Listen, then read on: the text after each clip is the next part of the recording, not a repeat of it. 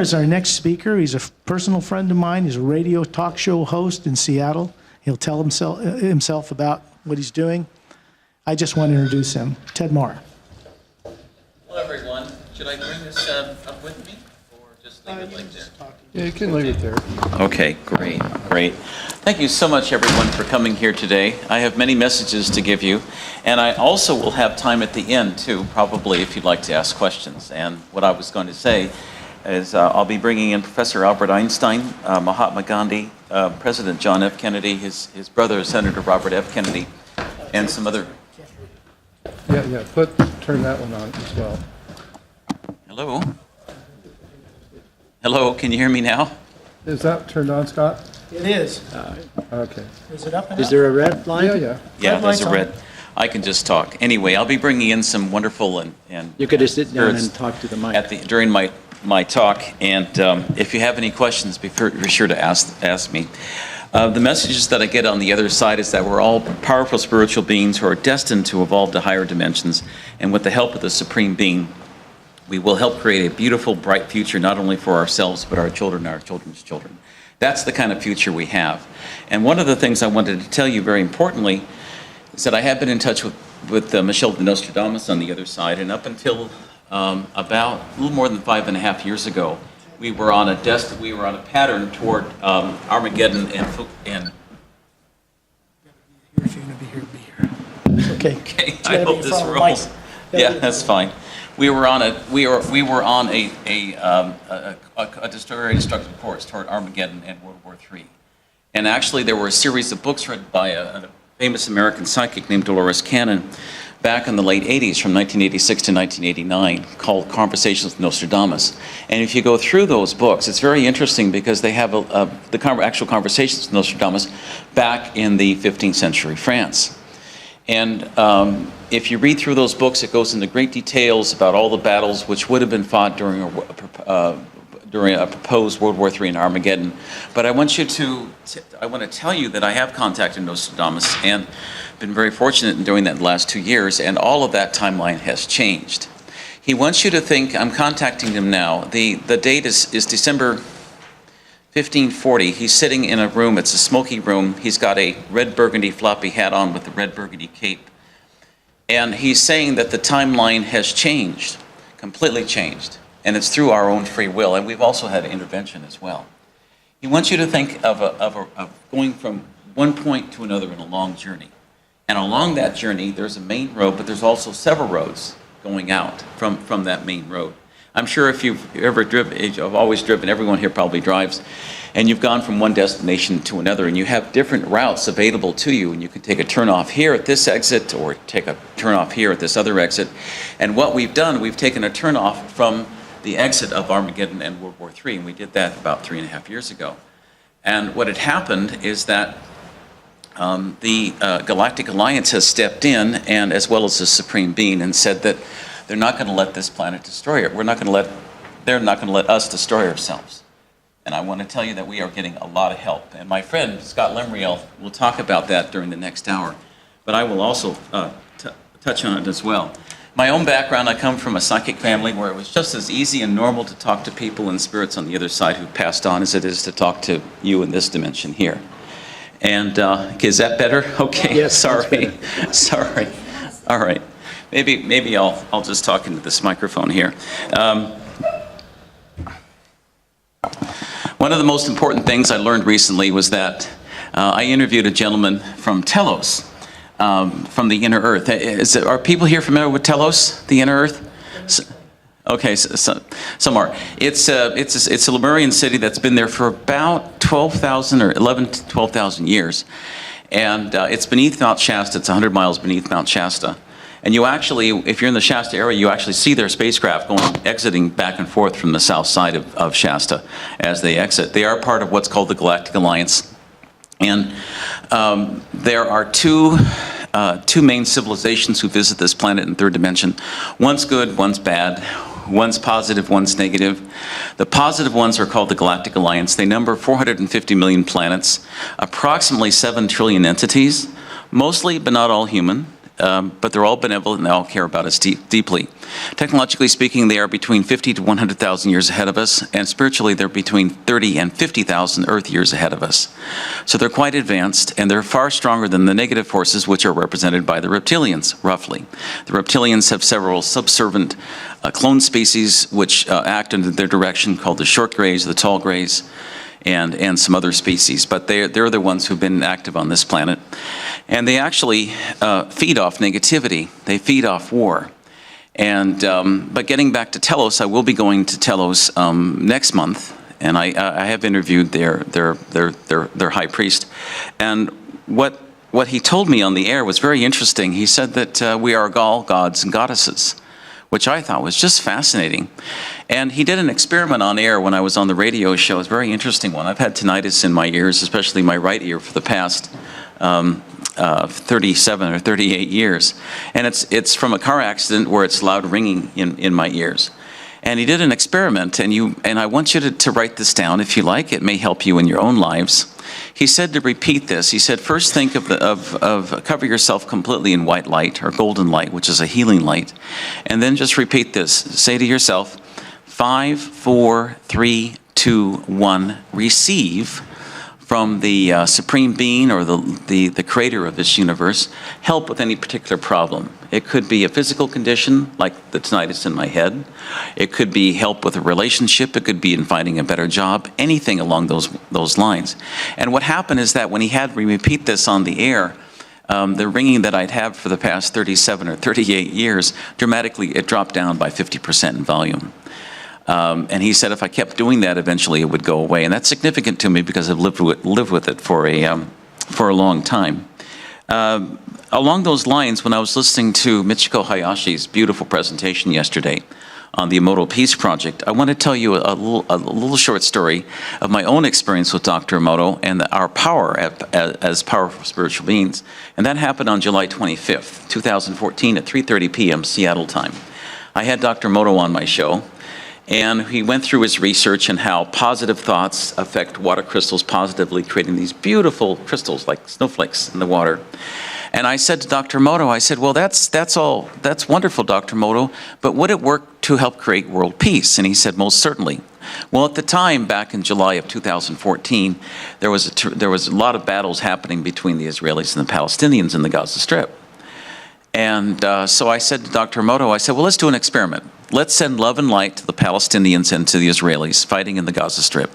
And let's ask them to have a brief ceasefire, a 12-hour ceasefire, a brief ceasefire, to exchange medical supplies in the wounded so they could regroup and stop the fighting.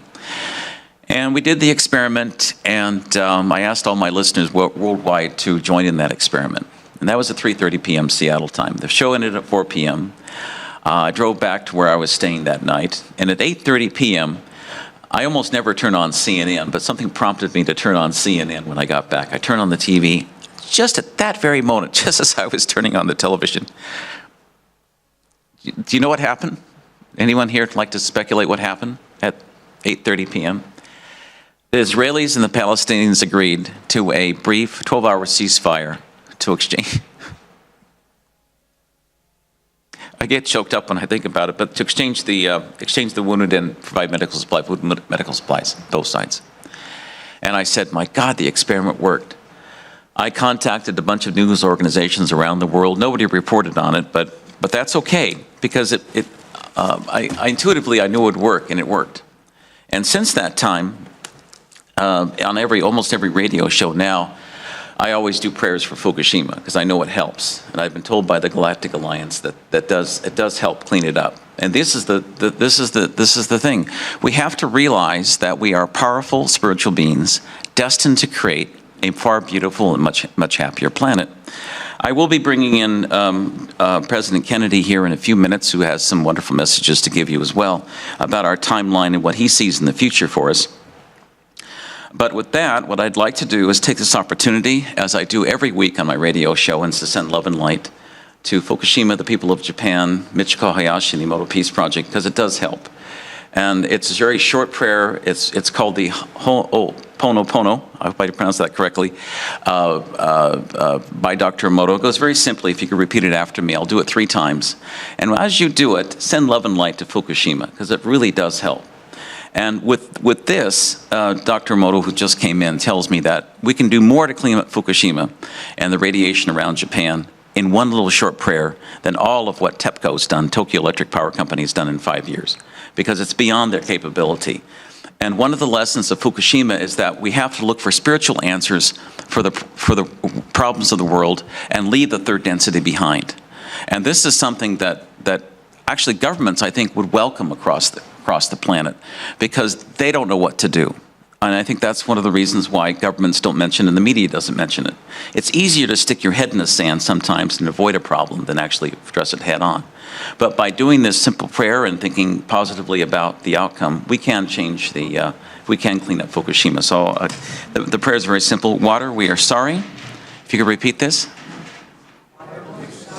Water, please forgive us. Water, we love you. And water, we thank you.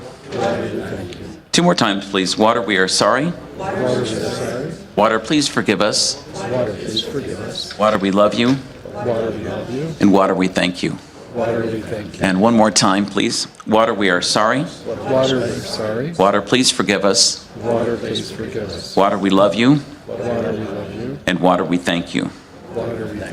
And with that, I want to thank Vernon. Vernon was on my show here Friday night, and I want to thank him so much for staying up so late. I was so sleepy yesterday because I didn't think I'd get to bed till about 3 a.m. and I woke up at 6:30, and so I was blurry-eyed yesterday. I'm much more awake today. But one of the things that struck me when I was interviewing Vernon on my radio show early Saturday morning, late Friday night, was the fact that the Hopi had lived on their reservation as a tribal people in that part of Arizona for over 1,000 years, successfully, without irrigation, without water wells. They had relied upon what they call the cloud people and prayers to bring water in for their crops.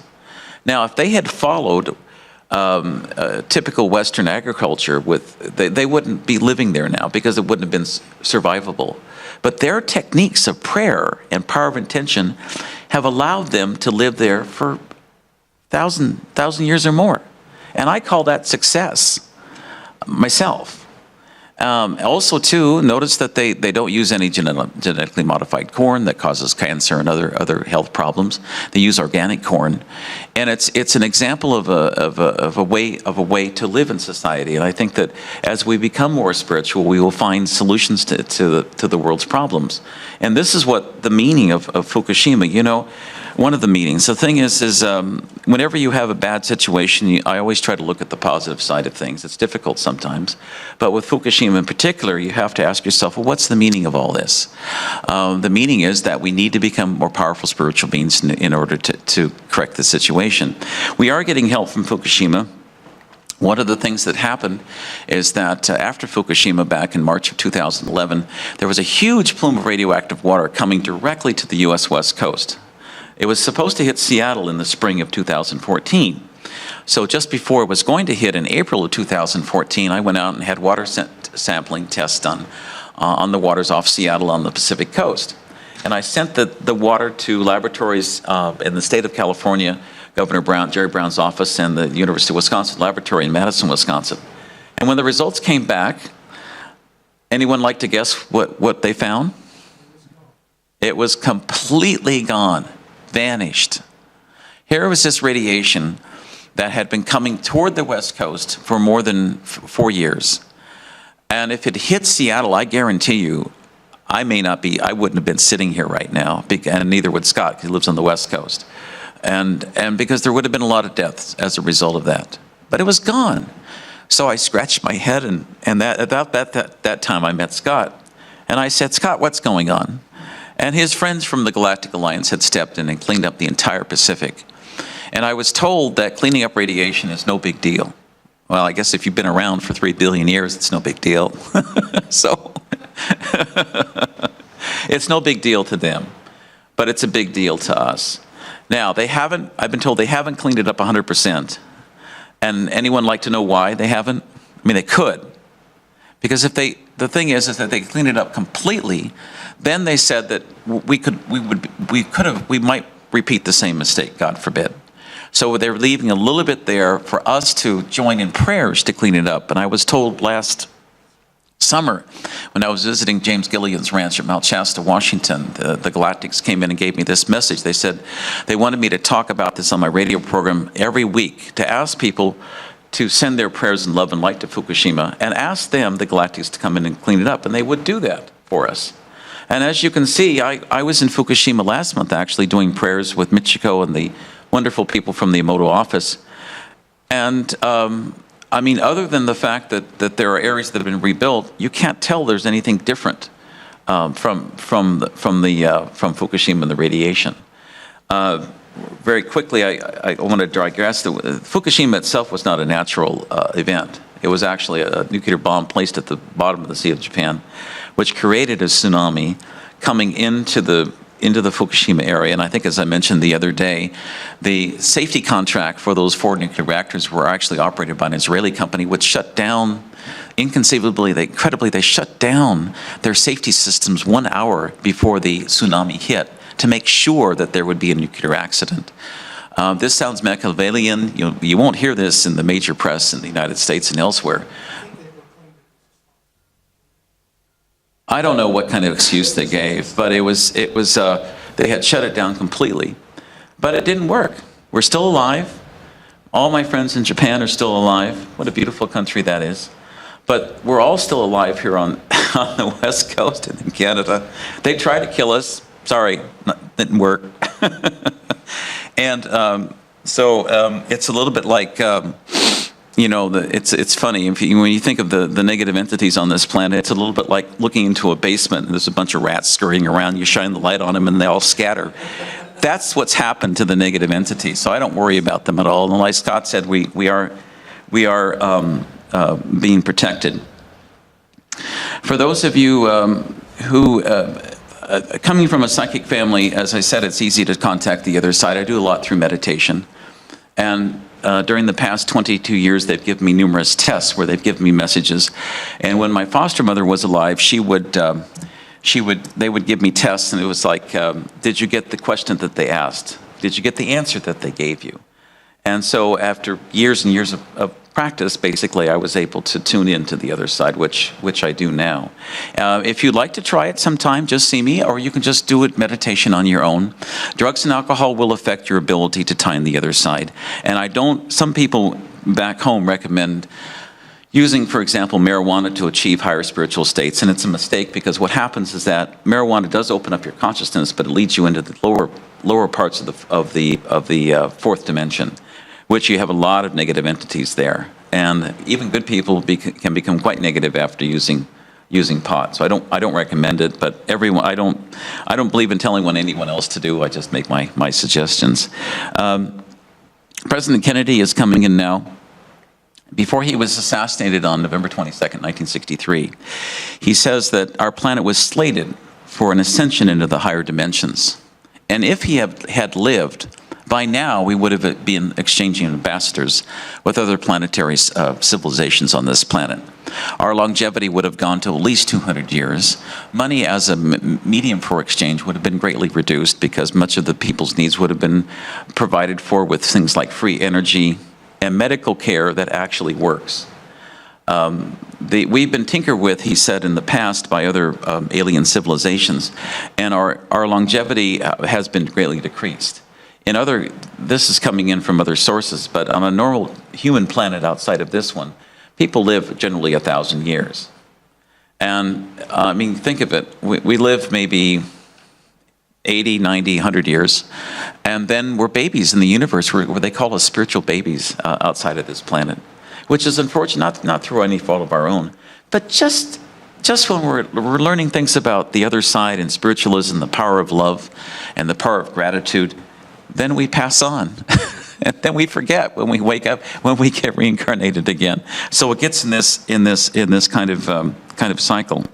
President Kennedy said that history moves in cycles, and the cycles which were present in 1963 when he was assassinated, in a positive way to create a beautiful, bright planet, are still there. because the basic nature of humanity is to be benevolent and loving. And those have come back now. And the difference between 1963 and 2016, 2017, is that this time we are going to win.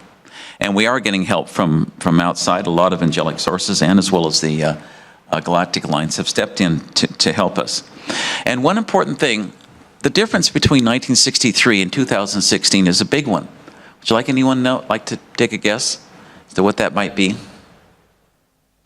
Instead of looking for help from our leaders, so-called leaders, and some of them are good people and they want to do good things, but many of them are controlled. Instead of looking for help from the top down, look instead from the bottom up, from people like you and me right here at this conference. This is the revolution, the evolution, and the spiritual evolution, the spiritual revolution that's happening on the planet now to a better world. We're experiencing it, and we're all part of it right here. Many of the world leaders, he said, that would love to make some good changes, but they're either hamstrung or controlled. And one of the things that's used, and Scott can go more into this, is that the reptilians use some negative entities on this planet use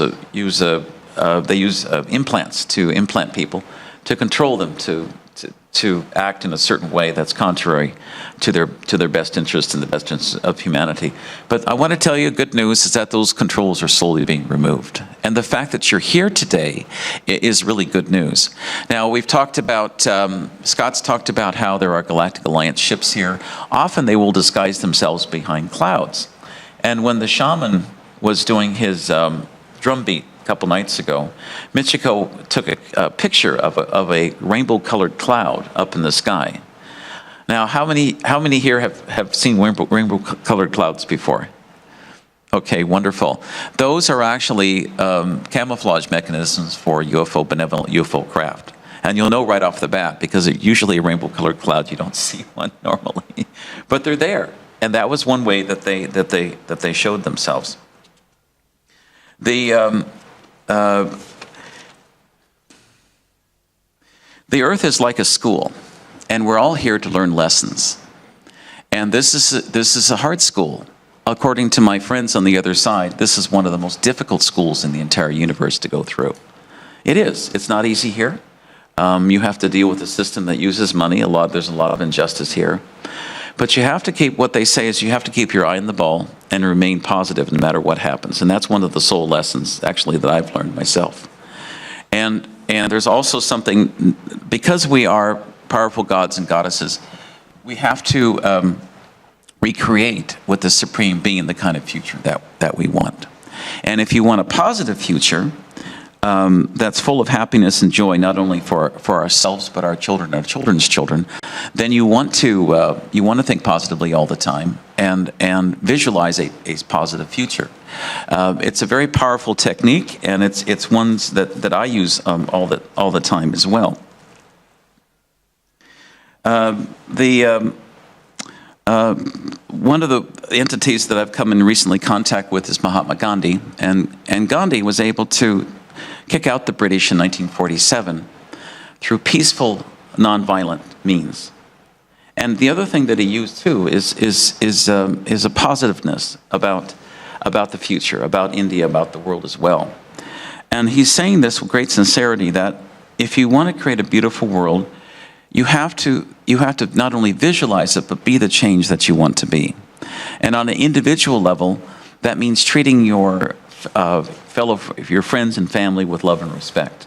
And that's one of the great things about Michiko's work and the Immortal Peace Project, is about love and gratitude, that they are really one of the most important emotions. And with that, I'd like to go to a letter that Professor Albert Einstein wrote back to his daughter back in the early 50s, before he passed away in the mid-50s. And I want to read part of it to you. I think it's very appropriate. He wrote to his daughter, "When I proposed the theory of relativity, very few people understood me, and what I will reveal now to transmit to mankind will collide with the misunderstanding and prejudice in the world. I ask you to guard these letters as long as necessary, years, decades, until society is advanced enough to accept what I explain below." And this letter was not released until the 1980s, about 35 years after he passed on. There is an extremely powerful force that, so far, science has not found a formal explanation to. It's a force that includes and governs all others, and is even behind any phenomena operating in the universe has not been identified by us. Now, this is a fascinating comment from a gentleman who helped formulate E equals mc squared and the atomic bomb, and I'll go into next. That universal force is love. When scientists looked for a unified theory of the universe, they forgot the most powerful unseen force. Love is light that enlightens those who give it and receive it. Love is gravity because it makes some people feel attracted to others. Love is power because it multiplies the best we have and allows humanity not to be extinguished in their blind selflessness. Love unfolds and reveals. For love we live and die. God is love and love is God. Love is God and God is love. This force explains everything and gives meaning to life. This is the variable that we have ignored for far too long, maybe because we are afraid of love, because it's the only energy in the universe that man has not learned to drive at will. To give visibility to love, I made a simple equation in my most famous equation. If instead of E equals mc squared, we accept that the energy to heal the world can be obtained through love multiplied by the speed of light squared, we arrive at the conclusion that love is the most powerful force because it has no limits. After the failure of humanity to use the atomic bomb, it's urgent that we nourish ourselves with another kind of energy, and that is love. If we want our species to survive, if we want to find the meaning of life, if we want to save the world and every sentient being that inhabits it, love is the only answer. Perhaps we're not ready to make a bomb of love, a device powerful enough to destroy entirely this hate, selfishness, and greed that devastate the planet. But however, each individual carries within them a small but powerful generator of love whose energy is waiting to be released. When we learn to give and receive this universal energy, we have affirmed that love conquers all, is able to transcend everything and anything, because love is the quintessence of life. And love is the ultimate answer. This was an incredible statement from Albert Einstein that wasn't released until the late 1980s. And for a man who was able to certainly help in the development and discover the atomic bomb, this is an incredible statement. And this is basically what we're getting to now. Now, people think that, well, we had help humanity had help in discovering the atomic bomb, and it was actually given to us illegally by another group of negative entities called the reptilians. And the one part is the Galactic Alliance, which is a very positive force. The other side of the coin are the reptilians. They're a negative force. They came here and they actually visited Adolf Hitler first in 1931 and signed an agreement with him in 1936. For technology exchange with the Nazis. They helped them with their rockets and all kinds of other technological advances because they wanted them to win. And the reptilians themselves are bipedal alligators. They're very advanced, and at one time they were benevolent, but it's a long story. Scott can go into the history of what happened to them. But I want to tell you that they are getting transformed as well in this process. And the Galactic Alliance has to be very careful in transforming the planet and working behind the scenes, because not only do the reptilians exercise control over manipulation on this planet, but also they've instituted what they call a doomsday bomb here on the planet. It's about half the size of a railroad boxcar. I believe it's, Scott may know more about it, but I believe it's an antimatter device, which, if detonated, it implodes and destroys the entire planet, including all the souls within it. The reptilians have conquered 21 or 22 other worlds and others 21 or 22 other star systems. And what they do is that they come in and they co-opt the elites on the planet. They control the elites, institute an authoritarian government, typically reduce the population by 90–95%, which they recently tried to do with Fukushima and the radiation. Then they have a smaller manipulable population to extract resources, and then when they're all completely done, they blow up the whole place. They were planning on doing that to this planet, but it's not going to work, and things are turning around.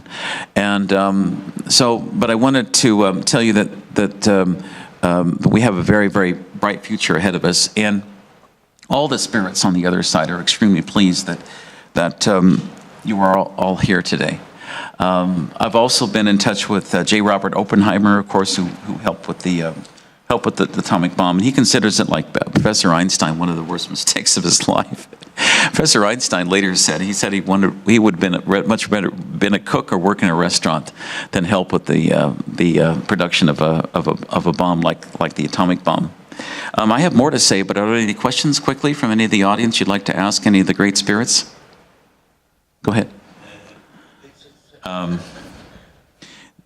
As a psychic, I'm aware of 12 different dimensions. The 12th dimension is where the Supreme Being, or the entity that created all of this, resides. We are in the 3rd density here. The 4th density includes several elements, including time. The 4th density also has lower astral planes, where a lot of negative entities live. And the 5th density is a density where there is no time, there is no past, present, or future. So that if you get a good psychic who can go into the 5th density, then you can look into the past, see the present, and look into the future as well. But there's a problem with accuracy sometimes looking into the future, because the future is dependent upon people's free will. And as you know, people's free will is a little bit like herding cats. They can go anywhere. And the best a psychic can do is to say that I see this probability happening, but it's changeable by your free will, depending upon your actions. And this planet is moving rapidly from a 3rd density existence into the 4th, and then rapidly into the 5th. And I've been told that this process will be completed, according to the current timeline, by 2038. In the meantime, in the next 10 to 20, 15 years, the kinds of things that psychics do, including reading minds, looking into the future, communicating telepathically, will become very commonplace. All of us actually have the capability for psychic abilities to talk, for example, to spirits and entities that have passed on, because they're all here and they do want to talk to you and they do want to help you in a really good way. And they often feel frustrated because society, I think everyone's born innately intuitive, innately psychic, but as you grow up in life, the society, the culture, shuts you down, tells you that, no, you don't have an invisible friend. No, you're not hearing messages from the other side. But when in fact there's a whole group of angels around you, and all the time. There are parents, if they passed on, grandparents, great-grandparents, animals. If you have a pet or a cat that you've lived with in the past that's passed on, that animal's around you constantly. And my pets I have a bunch of cats, a couple of dogs around me constantly. And every once in a while, I'll wake up early in the morning. This happened a couple of months ago, where I was waking up at home, and I could feel like these kitty prints going, like I was laying down, I could feel these kitty prints walking up to my face. And it was my old cat coming to visit me, but she was in another dimension. Often they will try to contact you through smell, sometimes through scent. Sometimes if you look straight ahead, you will see them at the periphery of your eyesight. And it's and often the easiest way for them to contact you is through the dream state. Some of you don't remember dreams, which is fine. But if you do remember your dreams, pay very close attention to those dreams, because often they're messages from the other side where spirits come down and they will talk to you. And I know you can't see him now, but Ambassador Trellian is here. He's 19 feet tall. He's 10,000 years old. He's from the Sayres of Jenna. He looks young, very young, handsome man. Even though he is 10,000 years, he's saying thank you. He's got blonde hair, blue eyes. Eyes are slightly larger than our eyes, but he's a very benevolent man, and he's here to help us. His craft actually is above us in another dimension. And I know for some of you that may be a stretch, but as I was reminded from the inner earth, you have to make your decisions based upon your heart mind. Not logic so much. Logic is part of the 3rd dimension. I'm not saying not to think logically, but remember that the answers come through you through your heart mind. The heart's far stronger than the logical part of your brain. And you all have spirit guides and a very loving family around you. And I don't know if you've realized it, but during the course of my lecture, as I've been speaking, have you noticed it getting whiter in here, lighter? And when it does that, that means that we've got some angelic help coming in, because they always exhibit themselves through the light. And I think as Mitchko mentioned yesterday and Vernon mentioned yesterday, in the beginning there was the Word. In other words, and light as well. So, and one of the things that that the Russian shaman mentioned in his presentation a couple days ago was that eventually we will become light beings. And I thought that was just incredible. We will leave our bodies behind. I'm going to a conference in the Dominican Republic in the third week of August, and there's a gentleman named Bratzo. I think his name is from Croatia. He hasn't eaten in 7 years. He lives off light and water. I know that sounds incredible. Think of the weight you could lose if you wanted to lose weight by just not eating. All the restaurants will go out of business. But I think that's the future for humanity, eventually to become light beings. I know that other civilizations like the Pleiades, when you exist in the fifth dimension, well, anyone, if you've had spirits who passed on, all the spirits that I've been in touch with, of course, they live in the higher dimensions, and there's a physicality in those dimensions, but they don't eat physical food like we do here. Instead, do you know what they live off of, feed off of? Positive ones? Anyone like to? Mitchie, are you raising your hand? No, okay, all right, okay, that's all right, all right. They feed off of love and light. So if you think of relatives or parents or grandparents who passed on, or dear ones who passed on, or even pets, send them love and light, because that's what the currency is in the fifth dimension. And that's the currency of this planet for the future as well. That's why when I gave my prayer for Fukushima, I asked you all to send love and light to Fukushima, because that's the currency of healing, and that's what will really help them. I don't see any conflict. I see problems, of course, on the planet, but I see them being resolved.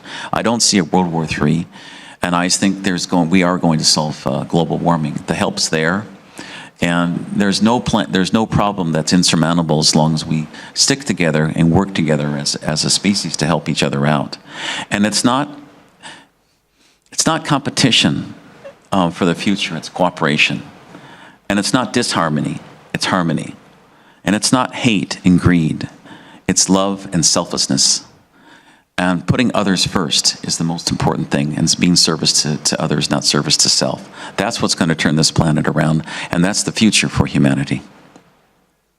Thank you.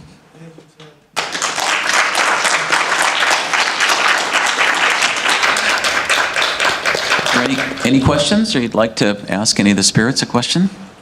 We have 2 minutes. Certainly. What do the spirits think about this conference? Since there are so many people, but They love it. They love it, and they're all here. I know that Professor Einstein's here. Michel de Nostradamus has been looking in. He's busy, but I don't like to bother him too much, but I know he's busy, right?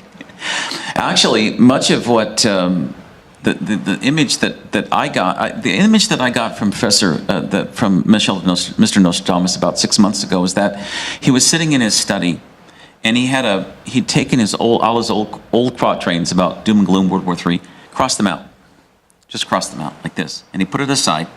He drew a blank parchment, dipped his pen in his ink, quill pen, and he was sitting there waiting to see what we were going to do.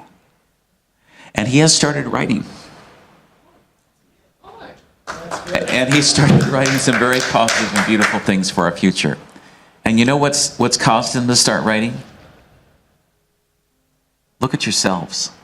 Your being here today has helped him start writing good things for the future. People like Professor Pollack, who's stepping in out of the third dimension into the mystical qualities of water, easy phase water. Professor Laszlo, who's writing wonderful books about expanding your consciousness in the other dimensions. Michiko Hayashi, who's doing fantastic work in spreading love and gratitude among the planet, especially among the world's children.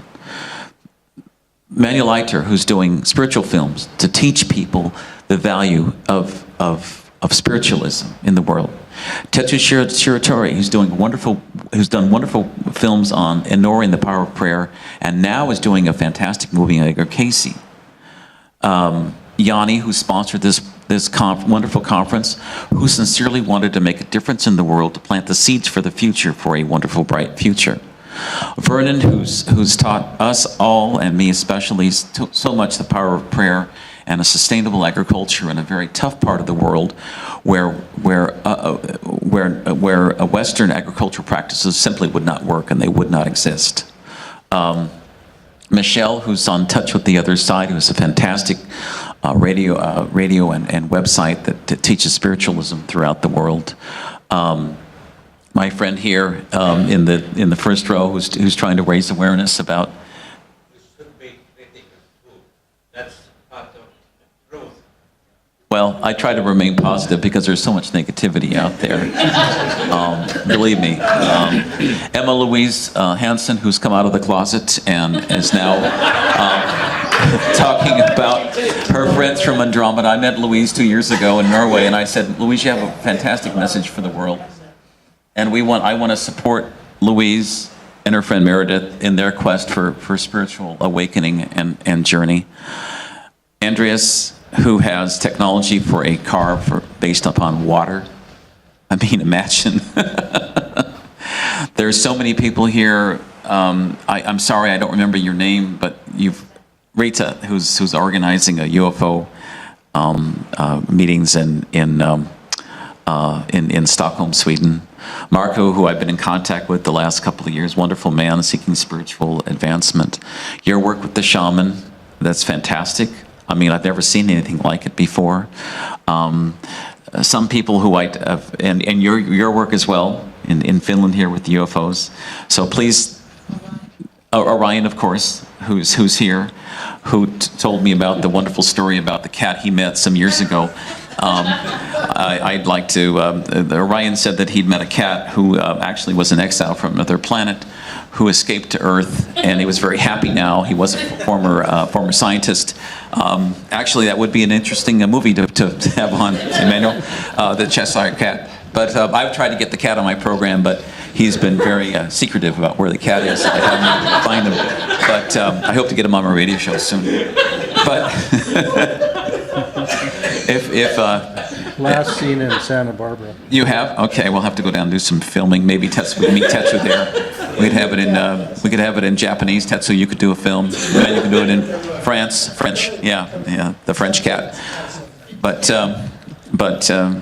actually, James Gillian says there is a planet of felines, of cats out there. Yeah, and it's a perfect planet. They purr all the time, but when they talk, they purr and talk at the same time, which is rather interesting. James Gillian said that he was actually visited by a female cat human, and she gave him a perfect hug. But anyway, on that perfect note, I want to thank you so much for listening today. And if you have any suggestions, comments, criticisms, please send them to me on how to make this world a better place. My email is outofthisworld1150@gmail.com. Thank you so much for coming.